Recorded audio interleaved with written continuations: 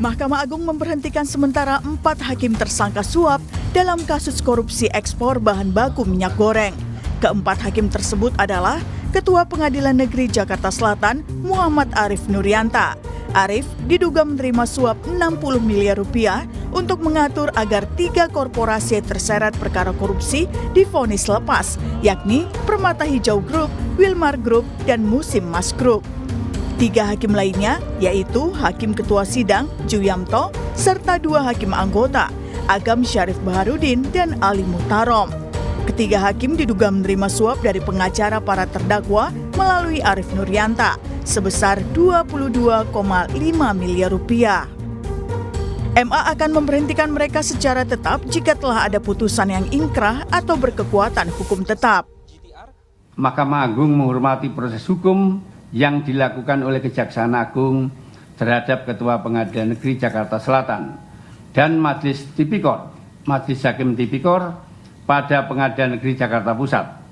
Hakim dan panitera yang telah ditetapkan sebagai tersangka dan dilakukan penahanan akan diberhentikan sementara jika telah ada putusan yang berkekuatan hukum tetap akan diberhentikan tetap. Menurut Kejaksaan Agung, ketiga hakim ini ditunjuk oleh Wakil Ketua Pengadilan Negeri Jakarta Pusat saat itu, Muhammad Arif Nurianta, untuk menjatuhkan putusan onslah atau lepas dalam perkara korupsi ekspor bahan baku minyak goreng di Pengadilan Negeri Jakarta Pusat, sehingga para terdakwa dilepaskan dari tuntutan jaksa penuntut umum.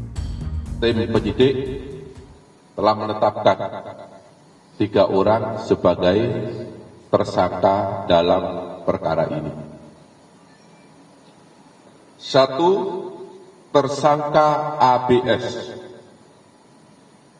selaku hakim pada Pengadilan Negeri Jakarta Pusat. Yang kedua, tersangka AM berdasarkan surat penetapan nomor 26 tanggal 13 April 2025. Dan yang ketiga, tersangka DJU yang bersangkutan adalah hakim pada Pengadilan Negeri Jakarta Selatan. Komisi Yudisial menyayangkan kasus dugaan suap yang menyeret hakim dalam penanganan perkara pemberian vonis lepas pada kasus korupsi ekspor CPO. Untuk itu, Komisi Yudisial akan melakukan penyelidikan mendalam guna menelusuri dugaan pelanggaran kode etik dan pedoman perilaku hakim. KY menggunakan hak inisiatifnya untuk menerjunkan tim dalam menelusuri dugaan pelanggaran kode etik dan pedoman perilaku hakim, dan tim juga akan mengumpulkan informasi dan keterangan terkait kasus tersebut,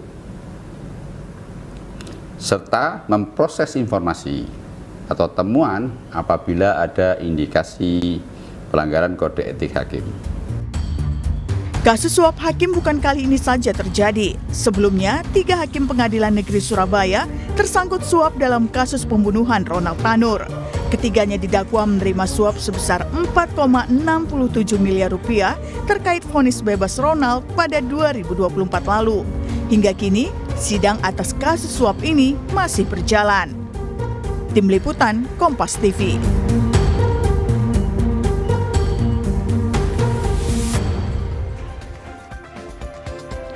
Saudara, Mahkamah Agung memberhentikan sementara 4 hakim tersangka suap dalam kasus dugaan korupsi ekspor bahan baku minyak goreng.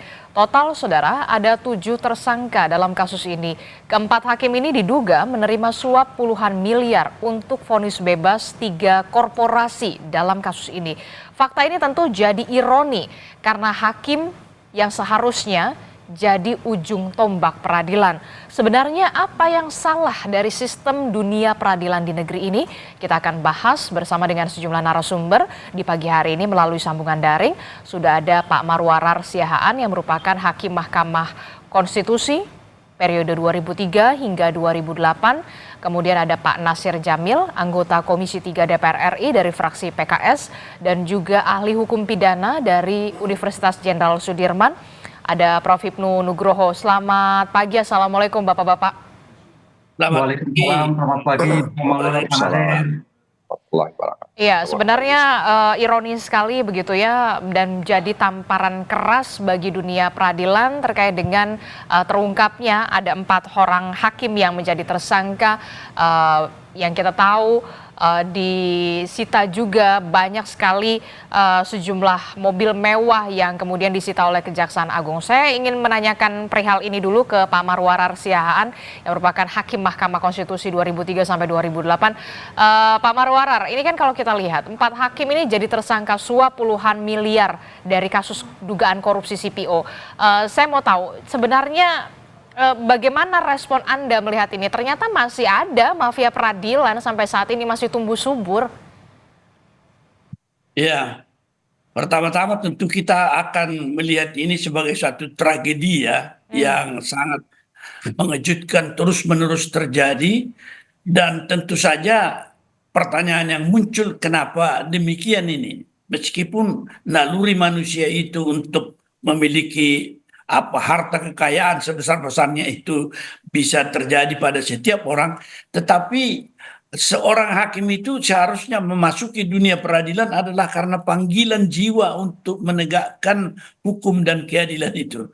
Hanya saja terakhir ini apa yang dikatakan perubahan yang seharusnya sudah dimulai sejak reformasi itu, tetapi kita lihat di tingkat Mahkamah Agung tidak ada gerakan seperti itu, atau mungkin tidak memahami apa yang harus dilakukan.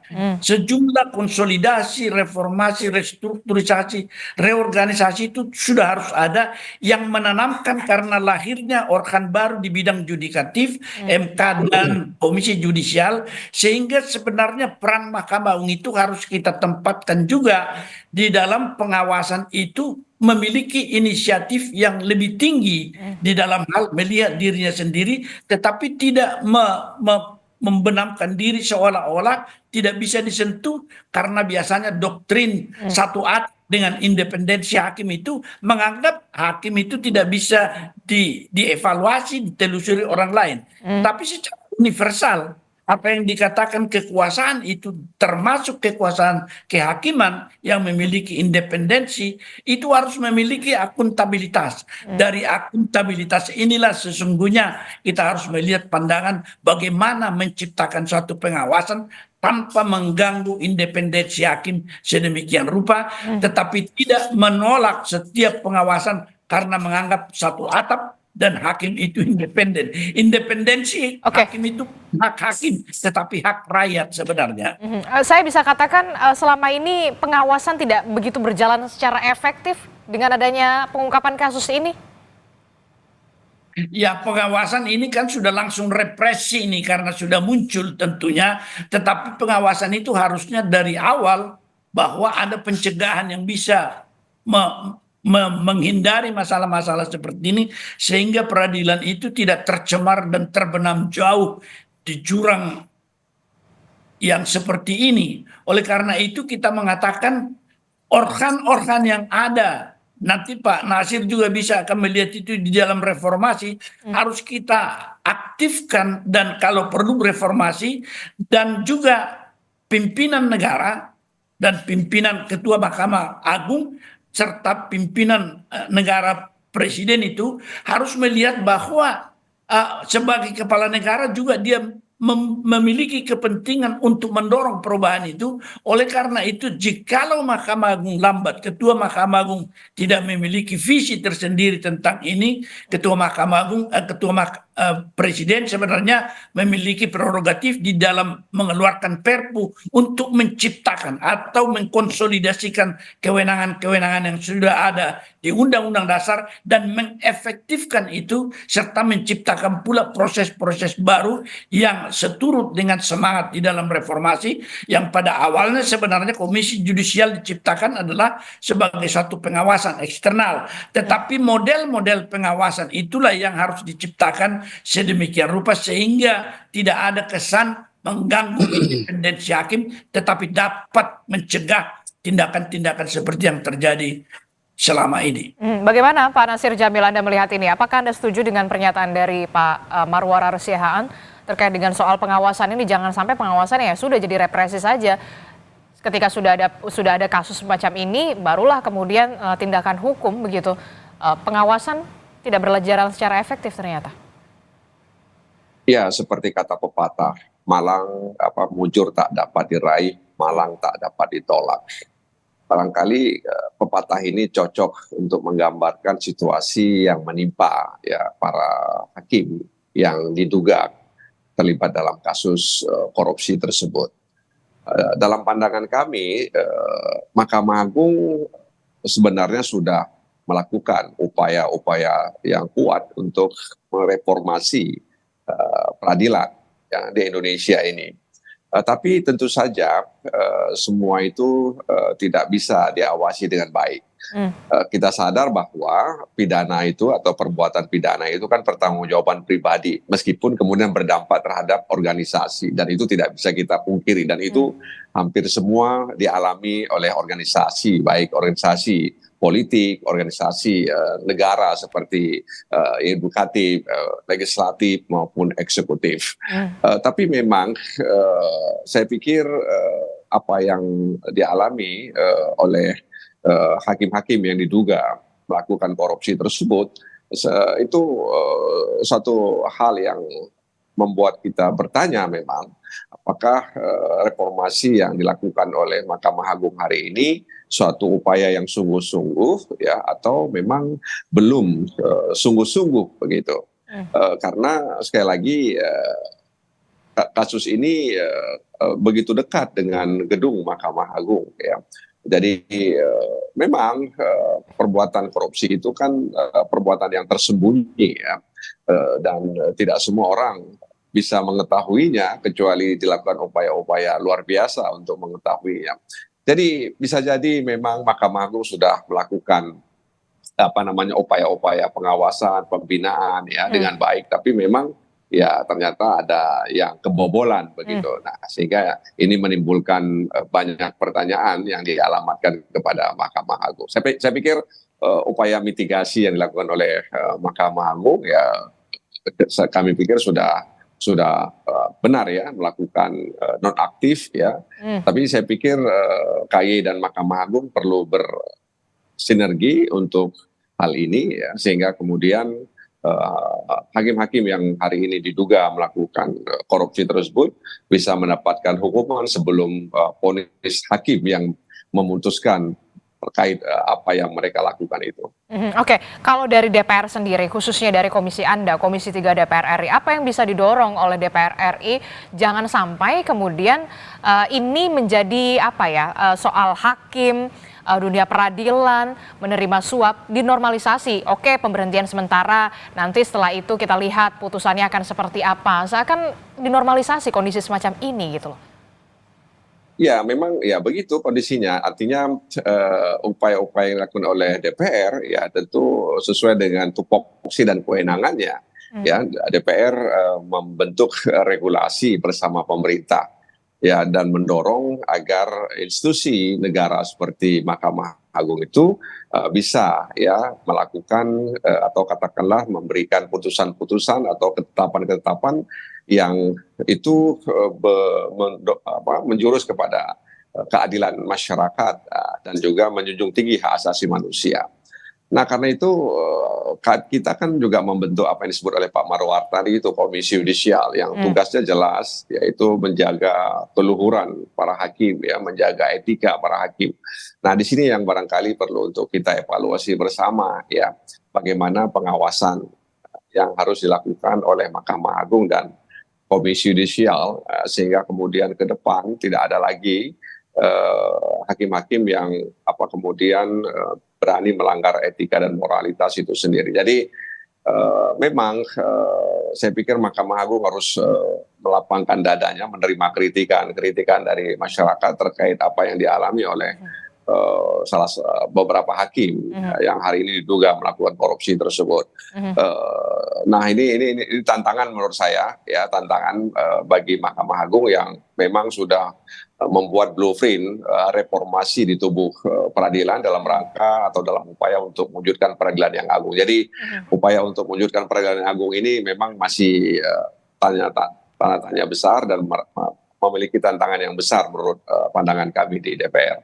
Oke, perlu ada tindakan atau upaya pembenahan, pembersihan juga yang harus segera dilakukan. Jangan sampai kemudian, bukan jangan sampai lagi, ini jadi presiden buruk begitu ya bagi dunia peradilan.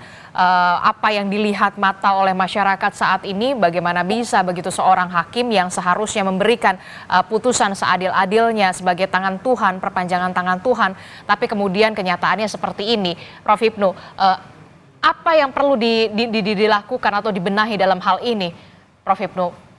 Ya, bicara masalah pencegahan, bicara masalah integritas. Bicara integritas, bicara 3 dimensi, Mbak. Kejujuran. Kejujuran itu melihat pada perilaku yang bersangkutan. Sekarang sudah digaungkan. Yang kedua, konsistensi. Konsistensi suatu perilaku yang bisa dilihat. Jadi kalau orang Jawa bilang, mohon maaf Marwan, ojo jarkoni, ora iso ngajar, iso nglakoni. Karena ini pimpinan ya. Yang ketiga adalah keberanian. 3 konsep dimensi integritas tadi, tampaknya ini tidak kolaboratif. Kenapa tidak kolaboratif? Karena dari kasus ini kalau kita lihat, kasus ini kasus yang luar biasa, menabrak profesionalisme. Kenapa dikatakan profesionalisme? Kalau kita melihat substansi hukumnya, itu adalah perkara pidana misalkan. Kok sampai dionslah? Ini kan suatu memutar kaidah hukum. Yang kaidah hukum perdata menjadi kaidah hukum pidana. Kalau kok menabrak aturan hukum terkait pidana misalkan kaitan 10 menjadi 6 itu suatu masih bisa dalam tanda petik bisa kita lihat dalam suatu konteks etik, tapi ini konteks profesionalisme. Nah ini oleh karena ini kejahatan yang dilakukan ini kejahatan yang luar biasa. Jadi menabrak profesionalisme yang tidak hanya etik. Dengan demikian saya kira evaluasi total kepada para pembuat keadilan sekarang ini Mahkamah Agung, apalagi KAY, ini suatu kebobolan ini. Karena sudah 2 kali loh ya, Surabaya, kemudian Jakarta, bisa sama. Yang tadinya bebas menjadinya terbukti jadi bebas, ini juga menjadikan onslah. Ini suatu kaidah yang suatu luar biasa. Yang ini akan diketahui oleh mahasiswa hukum seperti ini. Nah, oleh karena itu dengan demikian saya kira sebagai bentuk evaluasi asesmen pimpinan itu tidak hanya belajar pada 5 tahun, tapi coba bagaimana ke arah ke depan. Saya cocok Pak Nasir tadi, Pak Marwan, reformasi total, asesmen total dari 10 tahun terakhir, siapa berhubungan, di mana, dan sebagainya. Karena kalau kita lihat 10 prinsip etika hakim, itu sudah luar biasa. Bahkan kita lihat sisi sosialnya sudah hilang. Mungkin Pak Umar pernah jadi hakim, mau ketemu aja nggak bisa, mau ngopi aja sulit, kan gitu. Nah ini kok sampai ketemu ada suatu transaksi, ini kan luar biasa. Berarti prinsip-prinsip etika yang digaungkan ini hanya sebatas formalitas, tidak masuk pada sikap pribadi. Apalagi kalau kita lihat hakim itu bicara atas nama ketuhanan. Apakah tidak berpikir bahwa yang diucapkan itu atas nama Tuhan? Ini Mbak yang saya kira kembali pada nilai-nilai spiritual hakim yang harus timbul dalam suatu permasalahan yang bersangkutan. Oke, itu yang saya maksud. Kemudian vonis bebas seakan menjadi diobral begitu ya ketika menangani sebuah perkara begitu tanpa melihat apakah ini sesuai atau tidak begitu ya. Nah, apa yang bisa kemudian dilakukan? Mengapa? Tapi begini, kita kemarin melihat gitu Pak Prabowo concern betul soal kesejahteraan hakim, Pak Nasir Jamil, Pak Marwarar dan juga Prof. Hipnu, bahkan Pak Prabowo sendiri ingin kemudian kesejahteraan hakim itu ditambah gitu ya dengan adanya penambahan gaji terhadap hakim. Dengan adanya kasus semacam ini, publik bisa saja menilai, wah kalau hakimnya maunya mobil semacam semewah ini begitu ya, mana bisa dengan penambahan gaji yang diberikan oleh pemerintah. Jawaban Anda, Pak Nasir? Ya, komitmen Pak Prabowo tentu sesuatu yang dilihat sebagai sebuah realita yang tidak bisa dihindari. Bukan hanya hakim sebenarnya, panitera juga mengalami hal yang sama. Ya. Dan kemarin Presiden sudah menerbitkan peraturan Presiden ya untuk memberikan tambahan kesejahteraan. Tapi memang ya katakanlah semacam isi tas ya itu juga harus berbanding lurus dengan integritas ya. Jadi isi tas itu juga belum tentu menjamin integritas. Tapi Presiden sudah sungguh-sungguh ya ingin memperhatikan kesejahteraan para hakim ya. Dan harapan kami juga sebenarnya panitera juga diharapkan juga mendapatkan hal yang sama. Nah, komitmen atau kesungguhan Presiden tersebut kan seharusnya ditindaklanjuti oleh para hakim ya, bahwa ada niat baik dari negara ya untuk memperhatikan mereka. Tapi sayangnya memang ya tadi itu seperti yang kata Pak Marwar tadi di awal, bahwa keinginan untuk mendapatkan harta yang berlebih mungkin dilatar belakangi oleh gaya hidup dan lain sebagainya, itu yang mempengaruhi, menggoyangkan ya keyakinan mereka. Tapi putusannya itu kan onslaught ya, artinya putusan yang putusan lepas ya, beda dengan putusan bebas. Jadi dia dianggap bersalah tapi bukan masuk dalam kategori pidana. Nah, ini yang kemudian memberikan banyak pertanyaan. Dan sebelumnya juga ada kasus perdata. Memang sebahagian besar hakim yang saya coba komunikasi, mereka mengatakan memang cukup berani sebenarnya putusan itu diberikan ya, dan ternyata memang ada sesuatu di balik putusan tersebut. Nah, syukurlah saya pikir Mahkamah Agung, saya dengar sudah memetakan mana hakim yang putih, abu-abu dan hitam ya. Mudah-mudahan pemetaan ini bisa berdampak sebenarnya terhadap upaya mengembalikan kepercayaan masyarakat kepada institusi peradilan, karena apa yang terjadi di Surabaya kemudian terjadi di PN Jakarta Selatan, mau tidak mau harus kita akui itu menggerus ya kepercayaan publik kepada institusi peradilan yang mereka mungkin sebagian besar tidak simpati dengan penegakan hukum yang ada di Republik ini. Oke.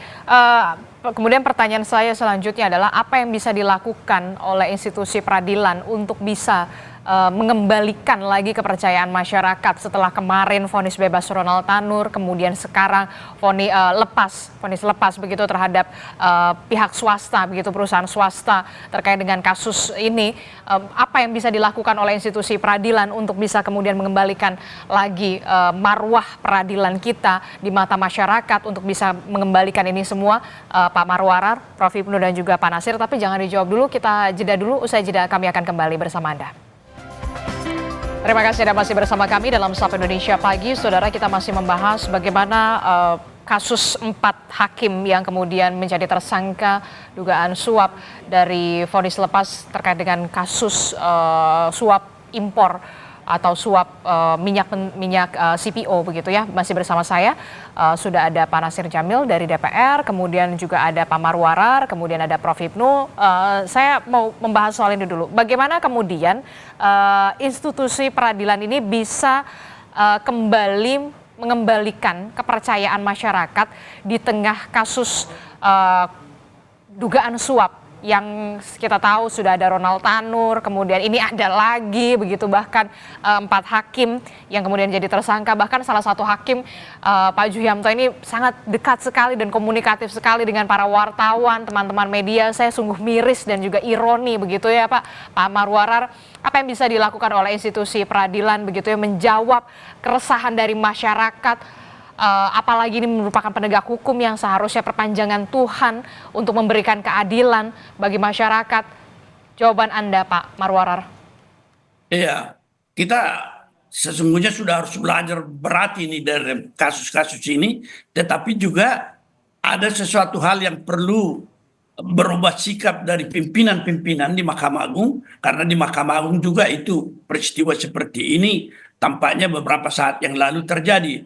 Oleh karena itu, salah satu sikap yang harus kita lihat, harus mengingat juga bahwa Mahkamah Agung sendiri di dalam apa yang dikatakan pedoman reformasi Mahkamah Agung tahun 2005 mengatakan pengawasan internal itu memang lemah, karena secara internal kalau mereka sendiri yang mengawasi, ya dia melihat kawan-kawan sendiri sehingga dia lembek. Yang kedua, bahwa hakim itu sendiri mengawasi hakim agung kan memiliki tugas yang full time, dan dia tidak akan dapat melakukan itu secara full time juga, kecuali mendelegasikan kepada badan pengawas.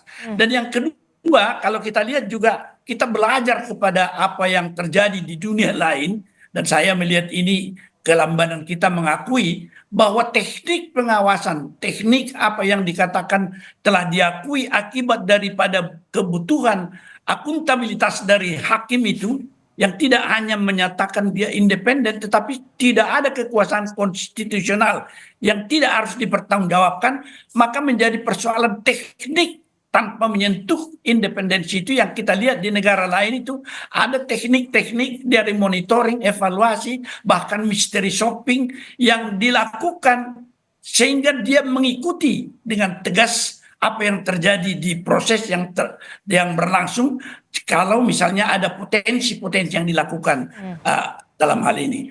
Dan ketiga, kalau saya melihat bahwa posisi Komisi Yudisial termasuk sesudah putusan Mahkamah Konstitusi yang banyak disalahpahami seolah-olah KY tidak memiliki kewenangan pengawasan, maka yang menjadi persoalan Komisi Yudisial tidak berwibawa. Oleh karena itu kalau kita perhatikan bagaimana hakim tidak terlalu serius dalam melihat bahwa kalau turun Komisi Yudisial itu tidak terlalu serius di dalam melihat pengawasan itu, karena mereka berpedoman kepada apa yang disebutkan struktur terhadap Mahkamah Agung. Bahkan kalau saya mengatakan ini, saya pernah mendengar bahwa di kalangan internal hakim dulu ini, nggak usah kalau dipanggil oleh KY atau diperiksa, nggak usah atensi lah, itu tidak terlalu berpengaruh itu. Nah, oleh karena itu saya ingin mengajukan usul yang sangat ekstrim sebenarnya. Apa itu? Seperti di negara-negara lain bahwa ketua KY itu ex officio dijabat oleh ketua Mahkamah Agung atau ketua MK,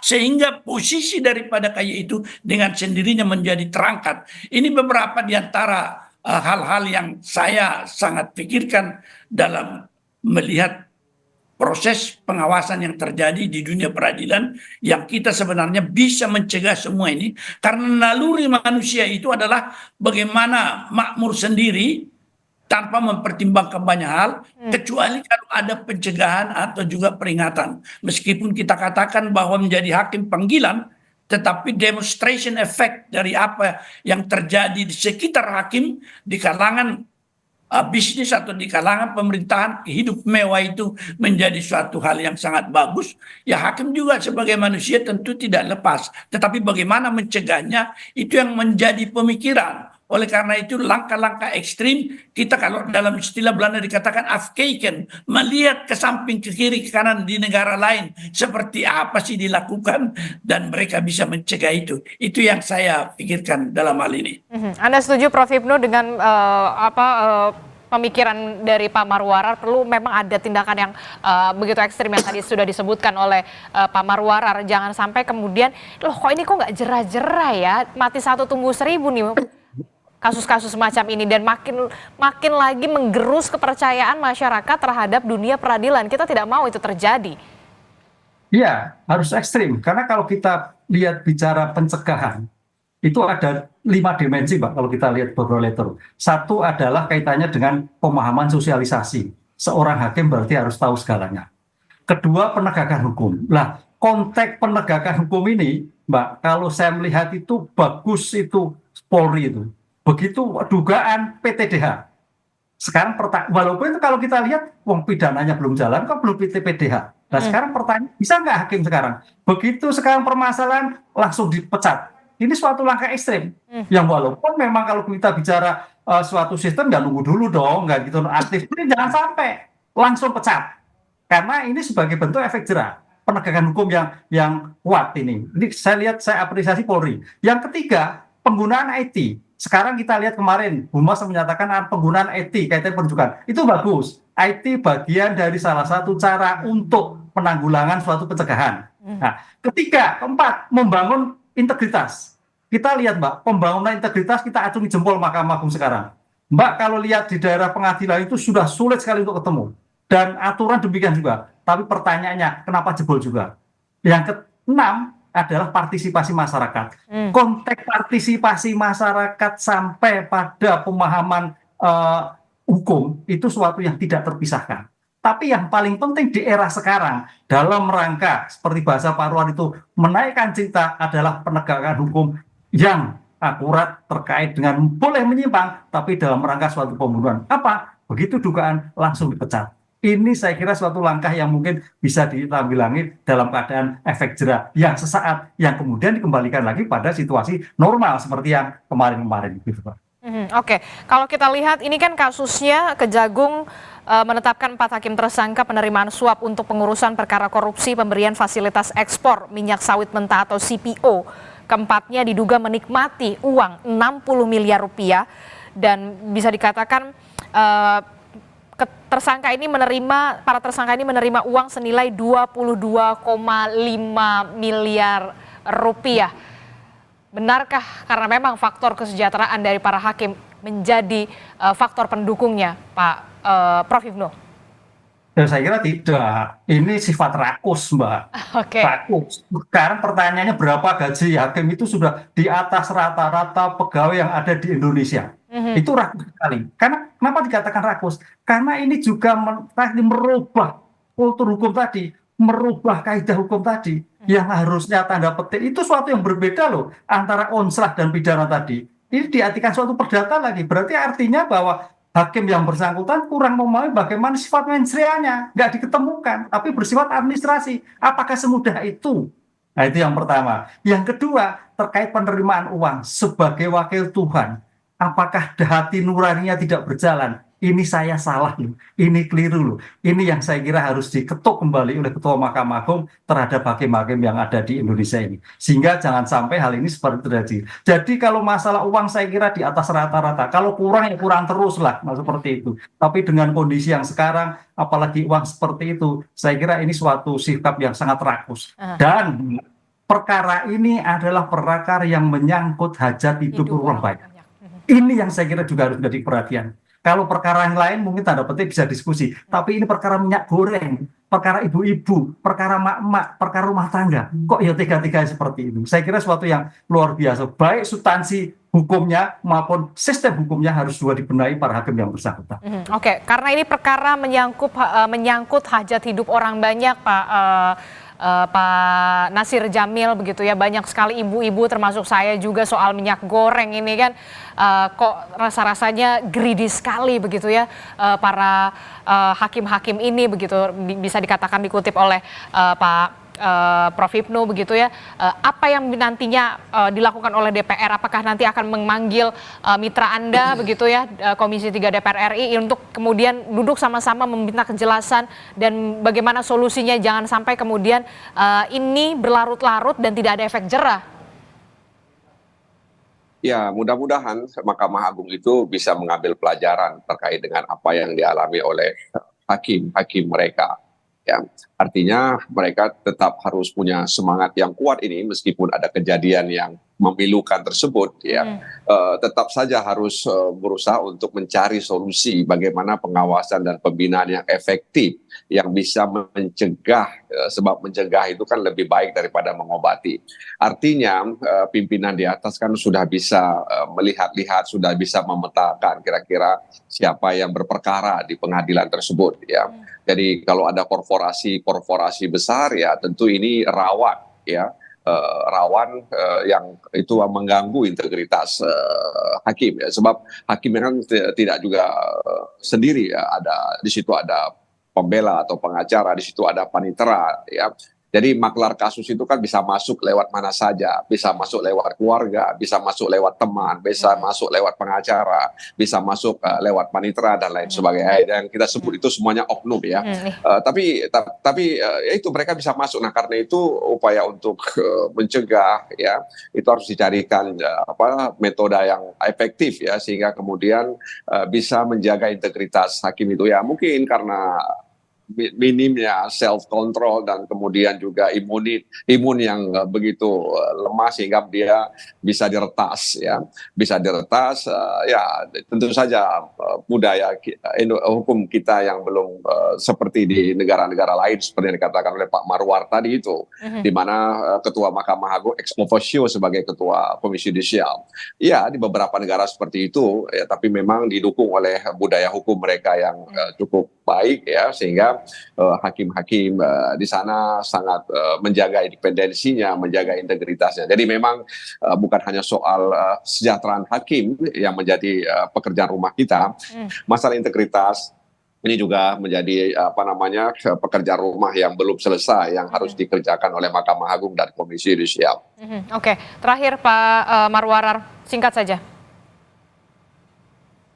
Ya, kalau saya selalu ingat ini ketika saya juga dulu hakim peradilan umum, kalau kita ingatkan juga kawan-kawan ojo ngono lah gitu, tapi mereka mengatakan begini, Bapak ini lugu kali katanya, di atas pun begitu semua itu katanya, di Mahkamah Agung juga begitu. Nah, ini saya kira harus kita mulai dari atas. Oleh karena itu, di dalam proses ke depan tidak usah lagi ada masalah-masalah yang muncul di tingkat atas sehingga mereka memiliki wibawa juga ke bawah ketika melakukan apa yang dikatakan arahan-arahan, karena tidak hanya tergantung kepada ungkapan moralitas dan lain sebagainya, tetapi juga adalah kepribadian hakim. Karena saya selalu ingat itu, seorang hakim agung Amerika tahun 30-an mengatakan tidak ada jaminan keadilan kecuali kepribadian hakim itu sendiri. Tentu kepribadian yang memenuhi syarat semua untuk memenuhi keadilan itu.